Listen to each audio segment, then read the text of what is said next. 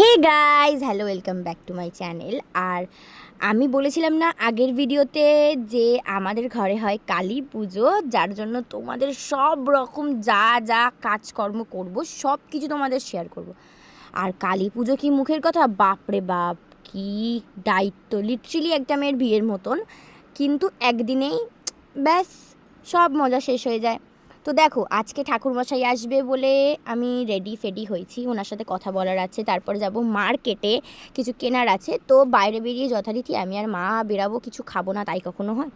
তো ঘুগনি খেয়ে নিলাম, ওই এক প্লেটে নিয়েছিলাম, দুজন মিলে খেতে খেতে গল্প করতে করতে যেতে যেতে তারপরে গেলাম চালের দোকানে।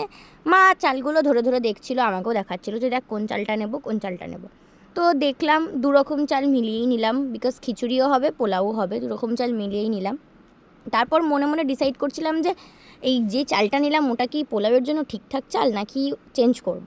তো মা বললো চেঞ্জ করেই দিতে, কারণ বেকার বেকার একদিনই তো করব, বেকার বেকার অত ইয়ে করে লাভ নেই। তো তারপর দেখতে পাচ্ছ মা কীভাবে টানতে টানতে নিয়ে যাচ্ছে, আমাকে বলছিল তুই ধর, আমি বলছি কি না না বাবা আমি পারবো না, বিশাল বাড়ি, ও ধরতে গেলে আমিই ঢুকে যাবো মাটির ভেতরে। আর তুমি বিশ্বাস করো, তোমরা বিশ্বাস করবে না, লাক এত ভালো। আর হঠাৎ করে মাঝ রাস্তায় মাধবদার সাথে দেখা হয়ে গেল, দাদাটা আমাদের চেনা পরিচিত। তো দাদাটা বললো কি, আরে বৌদি তুমি কেন নিয়ে যাচ্ছ, আমাকে দাও, আমি সাইকেলে করে নিয়ে যাচ্ছি। সিরিয়াসলি কি লাক ভাই, কি ভারী ছিল ব্যাগটা, টেনে নিয়ে যাওয়াটা হচ্ছিলই না। কিন্তু দেখো মাধবদাকে পেয়ে গেলাম, সবই কালিমার ইচ্ছা। তো যাই হোক, তো মাধবদাকে পেয়ে গিয়ে মাধবদা সাইকেলে করে বসিয়ে নিয়ে এসেছিলো।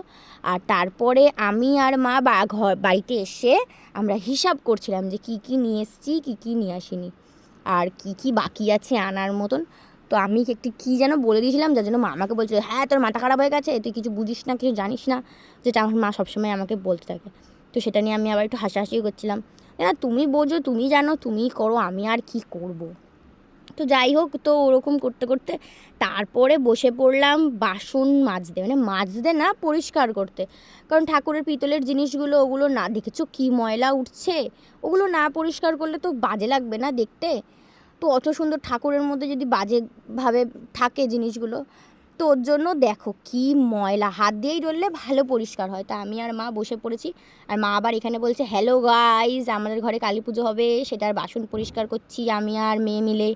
ও আমার মা এরকমই আছে, হালকা একটু মাথাটা খারাপ। যাই হোক, ওই যে তারপরে আমরা বাসন পরিষ্কার করতে করতে এই রকম সব কটা বাসন এক ধরে ধরে পরিষ্কার করছি, দেখেছো বিফোর আর আফটারটা জাস্ট দেখো। ঠিক আছে, তো বিভৎস বাজে একটা স্মেল হচ্ছিল, লিটারালি মুতের মতন।